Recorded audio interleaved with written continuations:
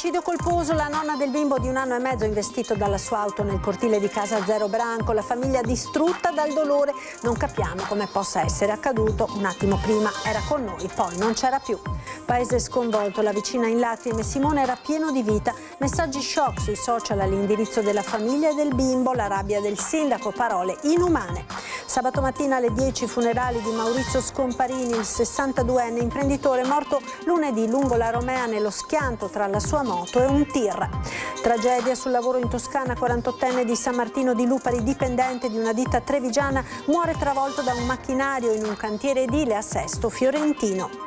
3 maxi discariche abusive scoperte dalla Guardia di Finanza a Castelfranco, Fonte e Pieve del Grappa. Nei primi 2 casi i gestori vivevano con i familiari tra montagne di rifiuti, a Castelfranco anche i figli minorenni.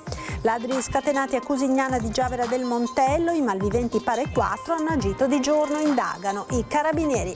L'ira del sindaco Conte verso Fondazione Cassamarca, che ha deciso di non rinnovare i contratti d'affitto ai 2 locali di Piazzetta Monte di Pietà. Il comune valuta l'acquisizione dell'immobile. Multe per eccesso di velocità a Treviso entro le prime 10 in Italia per proventi incassati. Il capoluogo della Marca supera anche Roma, ma introita paradossalmente meno di Cittadella. Dati sempre più allarmanti per l'invecchiamento della popolazione in Veneto, i numeri presentati oggi a Mogliano. I 40 anni dello stage internazionale di danza alla Ghirada, ieri sera e stasera gli spettacoli aperti al pubblico in Piazza Rinaldi, sul palco molti professionisti che hanno frequentato Treviso fin da bambini. Buonasera e ben ritrovati con l'edizione di Treviso dei nostri telegiornali. In primo piano la tragedia che si è consumata ieri sera a Zero Branco. Indagata per omicidio colposo la 62enne nonna del bimbo di 1 anno e mezzo investito dalla sua auto nel giardino di casa. La famiglia distrutta dal dolore. Non capiamo come possa essere accaduto. Un attimo prima era con noi, poi non c'era più. Intanto si valutano anche altre responsabilità come la mancata sorveglianza, i vicini in lacrime. Dolce, affettuoso, 1 anno e mezzo, voglia di vivere, tanta voglia di vivere. Le lacrime della vicina che è corsa fuori appena ha sentito le urla disperate dei genitori e della nonna. L'ho ucciso io, gridava la donna, urla che hanno squarciato il silenzio di un giorno d'estate. In via Tiveroni il gelo di una tragedia impossibile da accettare. Il nastro che delimita la zona dove è avvenuto il drammatico incidente. Il piccolo Simone, 1 anno e mezzo, è morto travolto dall'auto guidata dalla nonna che stava facendo retromarcia per parcheggiare. La donna e i genitori continuano a ripetere disperati: non capiamo come possa essere accaduto. Un momento prima era con noi, un secondo dopo non c'era più. Là sì, dentro il cancello, proprio si era messa proprio così, all'indietro, di solito la gira fa così, va all'indietro. E gli ho detto: mi raccomando, tenetelo per mano, un secondo che si è girata, un secondo. È stata lei a chiamare subito i soccorsi. Ce l'aveva per manina il papà, è normale. Sono bambini, è questione di un secondo, signora, questione di un secondo. Proprio sfuggito, questo è stato un secondo proprio. La nonna non si è proprio neanche accorta?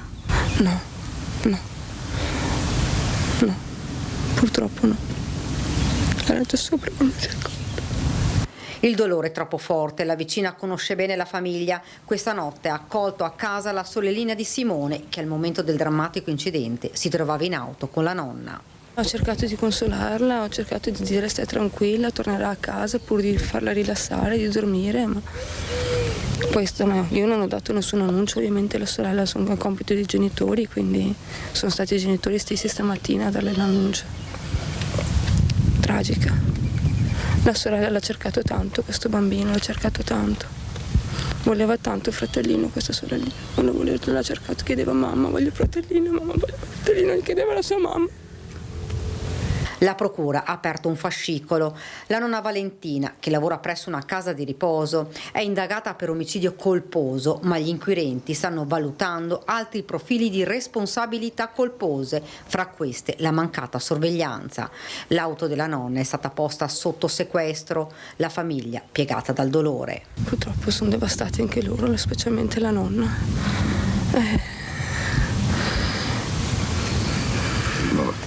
Ho un dolore straziante. In questa casetta il silenzio è ancora più doloroso, tutto è chiuso, i giochi sono lì in giardino, mancano i sorrisi, manca quella gioia che la tragica fatalità ha voluto spazzare via.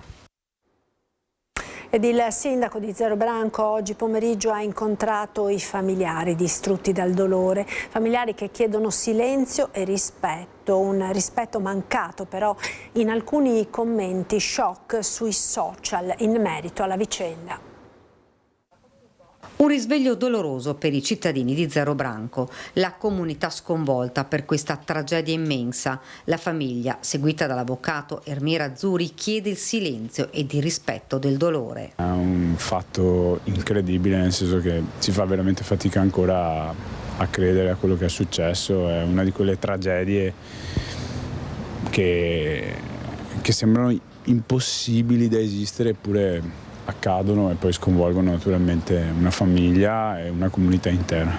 Il sindaco è stato fra i primi ad accorrere sul posto per supportare quanto possibile la famiglia ed è tornata anche il giorno successivo assieme al parroco.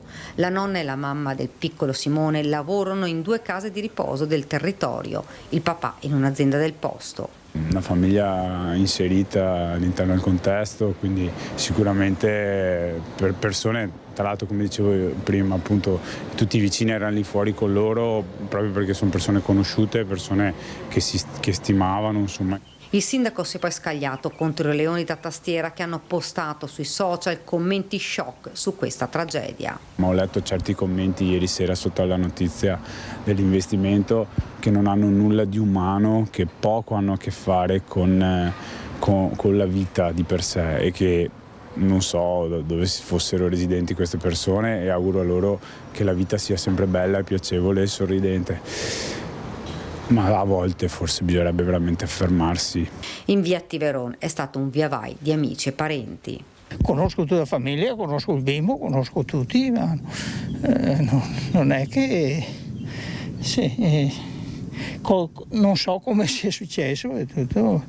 Lo sguardo si abbassa, il capo chino, le parole si fermano, troppo grande la tragedia. E saranno celebrati nella chiesa parrocchiale Sant'Ippolito e Cassiano di Gorgo al Monticano sabato alle 10 i funerali di Maurizio Scomparini, il 62enne morto lunedì in un incidente lungo la Romea all'altezza di Campagna Lupia nello scontro tra la sua moto ed un tir. Scomparini era titolare di un'azienda che si occupa di lavori agricoli, lascia la moglie Annalisa, il figlio Filippo, le sorelle e i nipoti. Dopo la cerimonia il feretro proseguirà per il cimitero di Gorgo al Monticano venerdì sera alle 20 il rosario. Ennesima vittima sul lavoro, un 48enne di San Martino di Lupari è morto questa mattina in un cantiere edile a Sesto Fiorentino. Indagini in corso. Sarebbe stato colpito da un muletto mentre era a lavoro in un cantiere edile privato. A perdere la vita in quello che è l'ennesimo tragico incidente mortale sul lavoro è l'operaio di 48 anni Cornel Titi Teslaro. Il drammatico incidente è avvenuto poco dopo le 6 di mattina in un cantiere di via Lucchese a Sesto Fiorentino.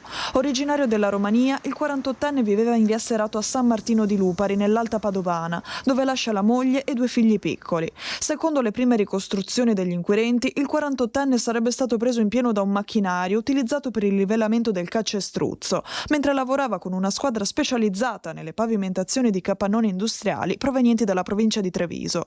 I soccorsi sono stati immediati. Teslaro è stato trasferito d'urgenza in ospedale, ma è morto durante il trasporto in ambulanza a causa delle gravi ferite riportate nell'incidente. Sul posto sono intervenuti anche la polizia e i tecnici dello Spisal, impegnati negli accertamenti per ricostruire la dinamica dell'accaduto e verificare il rispetto delle norme di sicurezza. Chiara Gribaudo, presidente della commissione d'inchiesta sulle condizioni di lavoro in Italia, commenta il ritardo nel deposito delle motivazioni della sentenza per il processo sulla morte di Mattia Battistetti, vittima del lavoro nel cantiere Montebellunese nel 2021, un ritardo già denunciato qualche giorno fa da mamma Monica. La famiglia Battistetti chiede giustizia da troppo tempo, scrive Gribaudo, ed il ritardo nel deposito delle motivazioni della sentenza non fa che rimandare quel momento, è irrispettoso nei confronti di chi resta e a loro va la mia vicinanza istituzionale e personale, perché dopo una discussione distribuita su quasi 8 mesi con il penultimo rinvio di quasi 3 e una Camera di Consiglio della durata di soli 58 minuti, ora non si può lasciarli in attesa per tutti questi mesi. La cronaca ora con le 3 maxi discariche che sono state scoperte dalla Guardia di Finanza a Castelfranco Fonte e Pieve del Grappa, discariche abusive. Nei primi 2 casi i gestori vivevano con i familiari tra montagne di rifiuti. A Castelfranco c'erano anche i figli minorenni.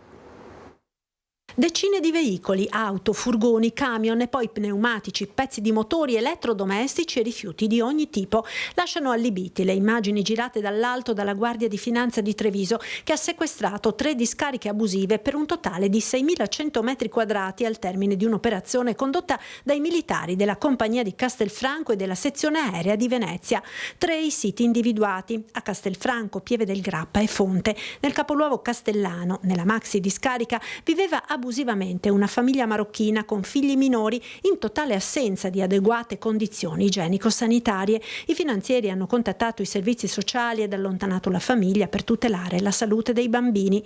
Imponente la quantità di rifiuti nella seconda discarica abusiva scoperta a Fonte, volume stimato dall'ARPAV in 10.000 metri cubi, prevalentemente carcasse di veicoli. Anche qui, tra i rifiuti, il gestore viveva con il figlio in un edificio abusivo con il tetto in lastre d'amianto. Anche in questo caso è stato contattato il comune per cercare una sistemazione alloggiativa temporanea alla famiglia.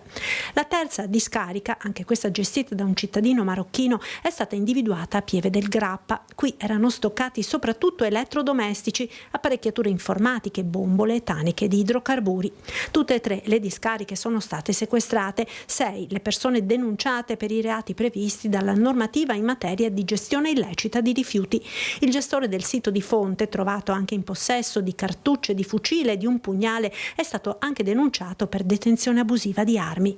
Al termine delle operazioni, le Fiamme Gialle hanno avviato le procedure per la caratterizzazione ambientale e la successiva messa in sicurezza dei siti.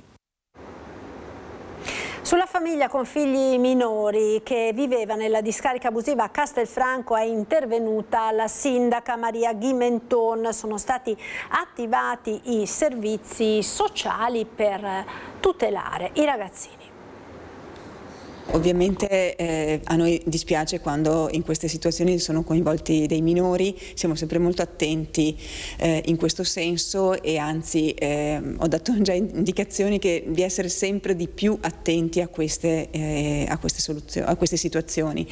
Devo dire che i servizi sociali si sono presi in carico la famiglia e li seguiamo, li seguiremo e adesso sono in un luogo sicuro.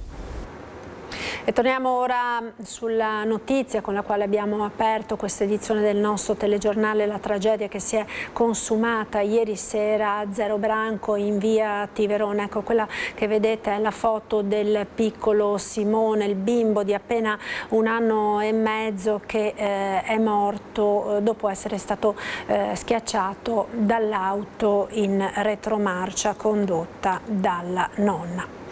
Un'altra notizia ora, che è quella di un uomo di 55 anni che è stato condannato oggi dal Tribunale di Treviso alla pena di 5 anni di reclusione con l'accusa di violenza sessuale ai danni di una bimba di 7 anni, fatti che si sarebbero svolti a Mogliano nel 2020. Secondo la ricostruzione, l'imputato avrebbe rivolto le proprie attenzioni deviate verso la piccina, approfittando dell'amicizia della vittima con i suoi figli e facendo leva sul rapporto di confidenza con i genitori della bambina vicini di casa. La sentenza di condanna è stata pronunciata nonostante la richiesta di assoluzione avanzata dal pubblico ministero, non persuaso dalla incontestabilità degli elementi di prova che erano stati raccolti in istruttoria.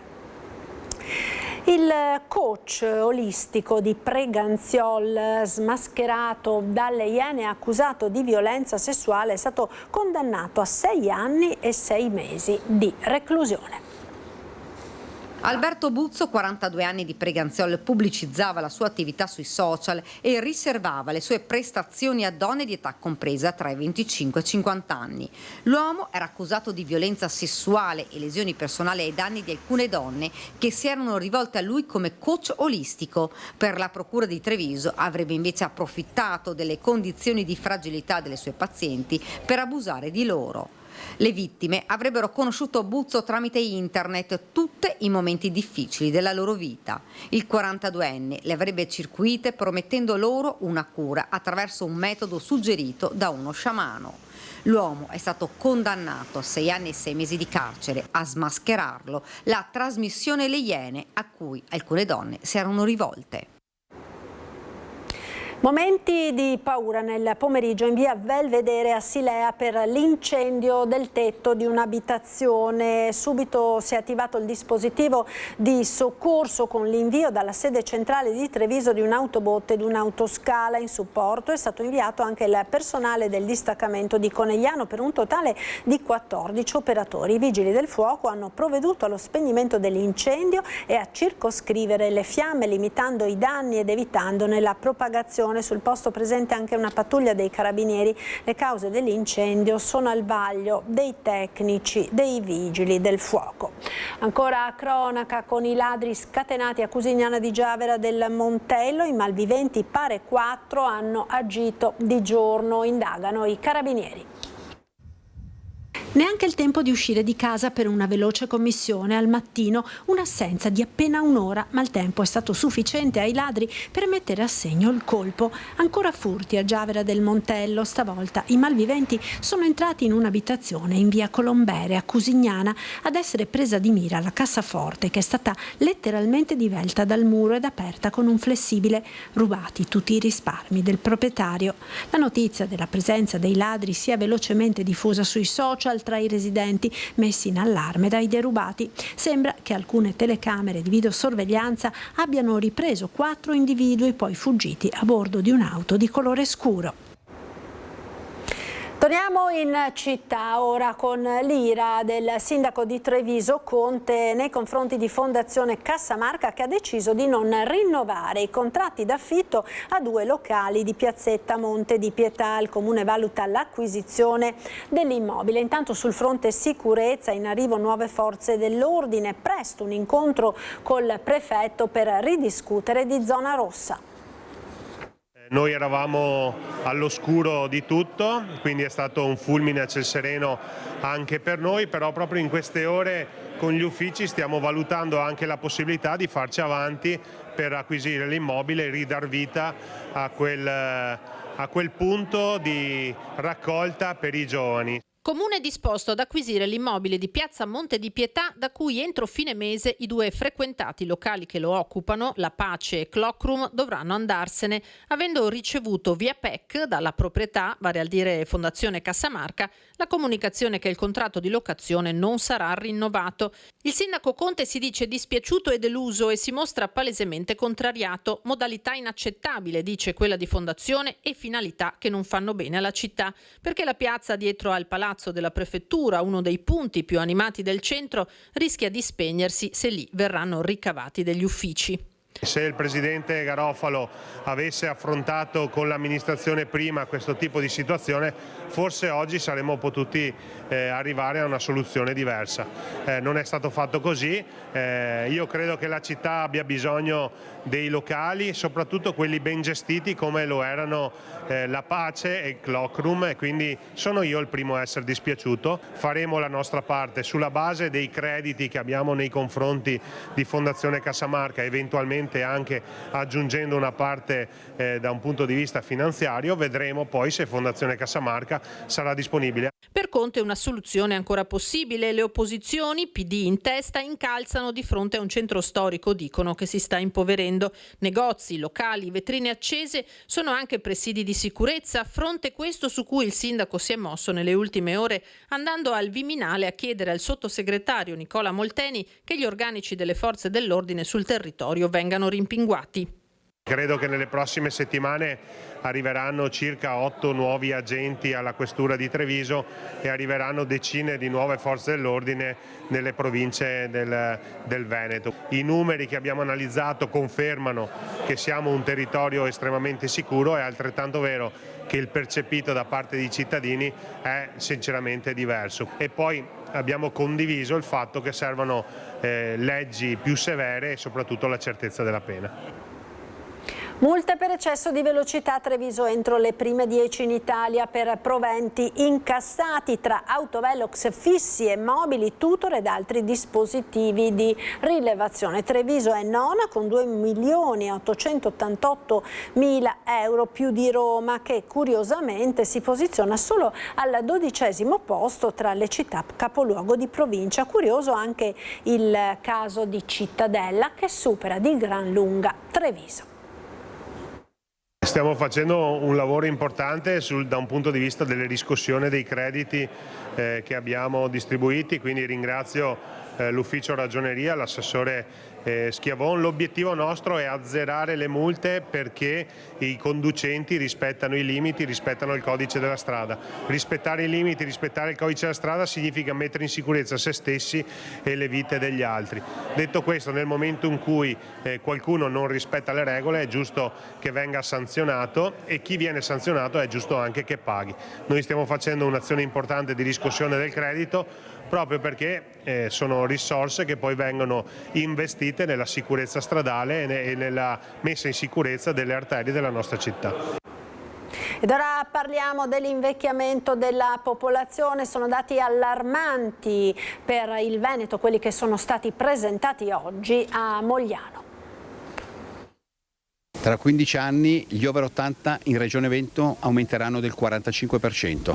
Capite che è un'esplosione di grandi anziani, perché parliamo di anziani sopra gli 80 anni, ma come dicevo prima il dato importante è quello di riuscire a chiudere quella forbice tra vita in buona salute, che oggi attestiamo in Regione Veneto intorno ai 58 anni, e attesa di vita che arriva a 83 anni. Quindi abbiamo una forbice di quasi 25 anni e, come ci ricordava Rita Levi Montalcini, noi non vogliamo aggiungere anni alla vita, ma vogliamo aggiungere qualità di vita agli anni. Nel 2050 il Veneto sarà una regione con oltre 700.000 anziani over 85, per lo più soli, con costi e ricadute sulla società enormi, dai caregivers alle case di riposo con rette sempre più alte, ma anche liste d'attesa infinite. Sono 11.000 oggi i veneti in cerca di un posto che non c'è, anche perché manca il personale che di questi anziani possa occuparsi. Bisogna riconoscere il ruolo importante che i familiari hanno nel prendersi cura dei propri anziani, e oggi questo è un problema cogente perché molti anziani non riusciamo a dimetterli dagli ospedali proprio perché non c'è una rete familiare in grado di accoglierli come accadeva nel passato. Pensate che noi stiamo ancora ragionando con la legge 833 del dicembre 78, la famosa legge Anselmi, quando in questo momento la piramide sociale si è completamente invertita. Una volta avevamo 4 bambini, 2 genitori, un nonno, oggi abbiamo un bambino, 2 genitori e 4 nonni. Bisogna costruire nuove strutture?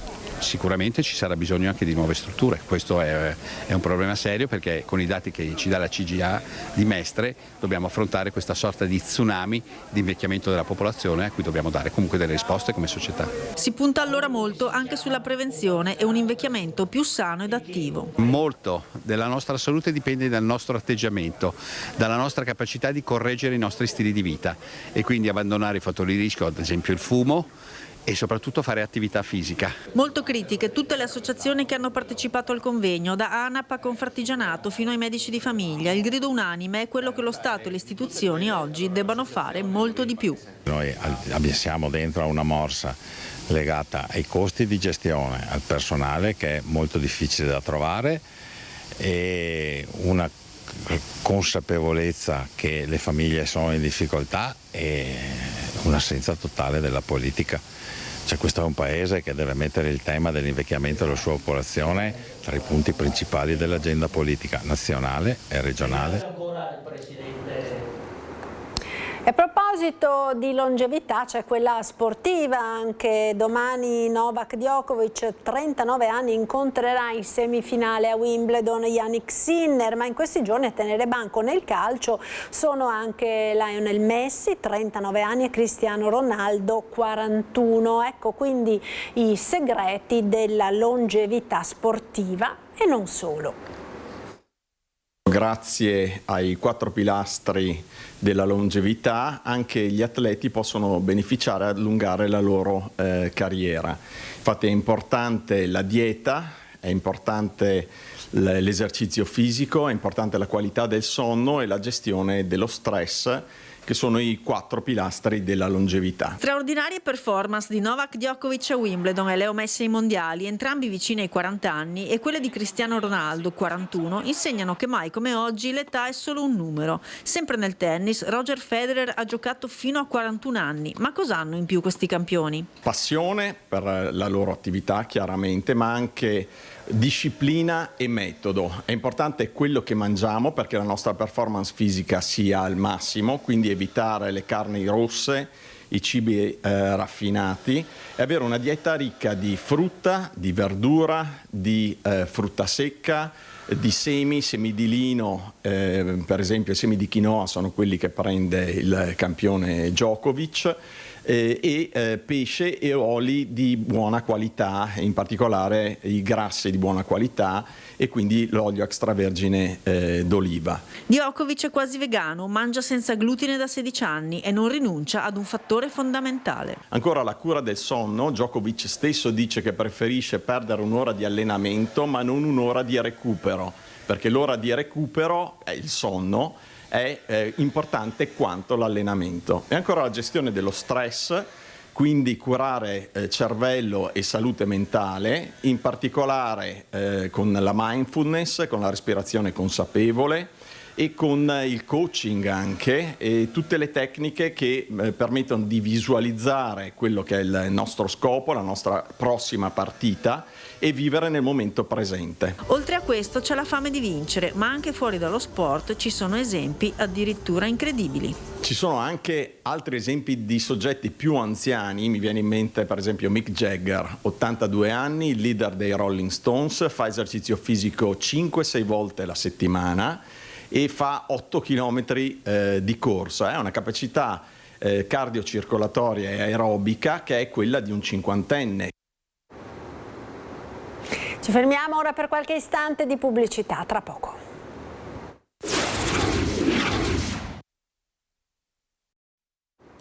Rieccoci in diretta ai 40 anni dello Stage Internazionale di Danza La Ghirada ieri sera e questa sera gli spettacoli aperti al pubblico in Piazza Rinaldi a Treviso.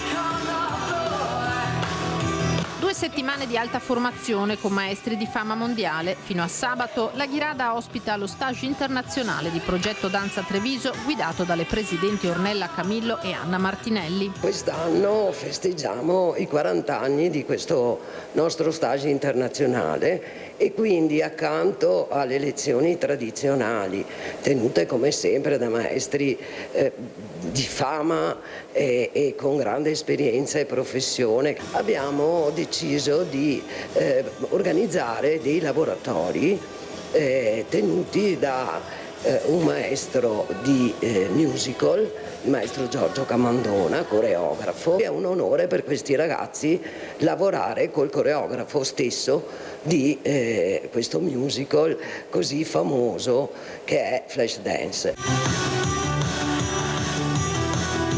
Laboratori anche di danza classica con Paola Vismara della Scala di Milano e contemporanea con Carl Portal. Noi abbiamo una parte di ragazzi che già conosciamo, che vengono da noi da parecchi anni, poi abbiamo anche ragazzi che sono per la prima volta da noi, ci sono ragazzi che arrivano dalla Spagna e questo ci fa molto piacere, oppure dal Lussemburgo, quindi non solo italiani ma anche dall'estero ovviamente.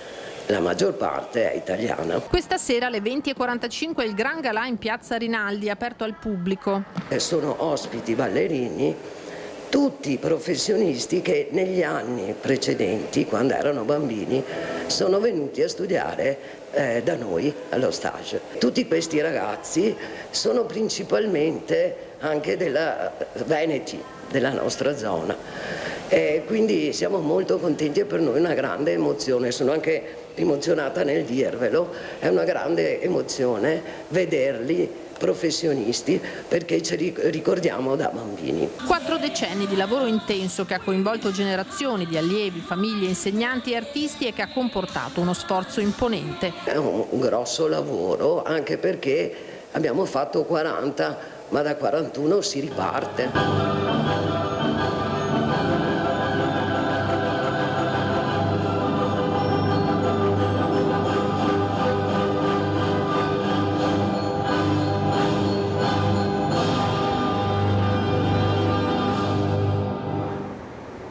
E darà spazio alle notizie dalla provincia di Belluno.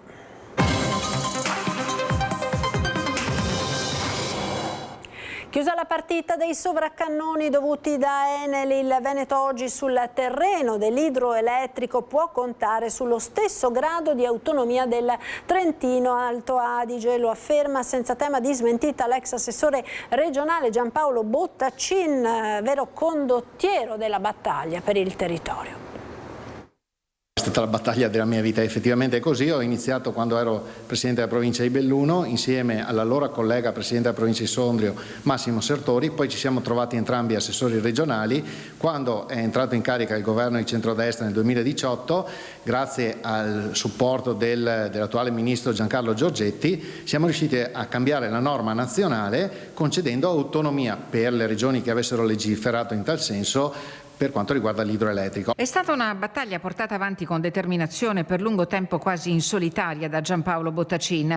L'ex assessore regionale ha sempre sostenuto la necessità di portare Enel in tribunale per ottenere il riconoscimento dei sovraccanoni idroelettrici dovuti in base alla normativa approvata dalla Regione Veneto proprio durante il suo mandato. Una partita assolutamente storica, straordinaria, che vale centinaia di milioni di ricavi all'anno e che quindi può avere una ricaduta oggettiva sul nostro territorio, in modo particolare nel territorio bellunese, visto e considerato che quasi il 70% dell'energia idroelettrica è prodotta in provincia di Belluno. La decisione di Enel di chiudere il contenzioso anche con il Veneto, come già avvenuto in Lombardia, non è casuale. Senza il pagamento delle somme dovute con procedimenti ancora aperti, la società rischierebbe infatti di essere esclusa dalla partecipazione alle future gare per le concessioni idroelettriche. Quale sarà la strategia della Regione Veneto in vista di quelle scadenze è ancora tutto da definire, ma le ipotesi sul tavolo sono almeno 3. O ridare le concessioni, ovviamente a condizioni molto diverse, mi auguro,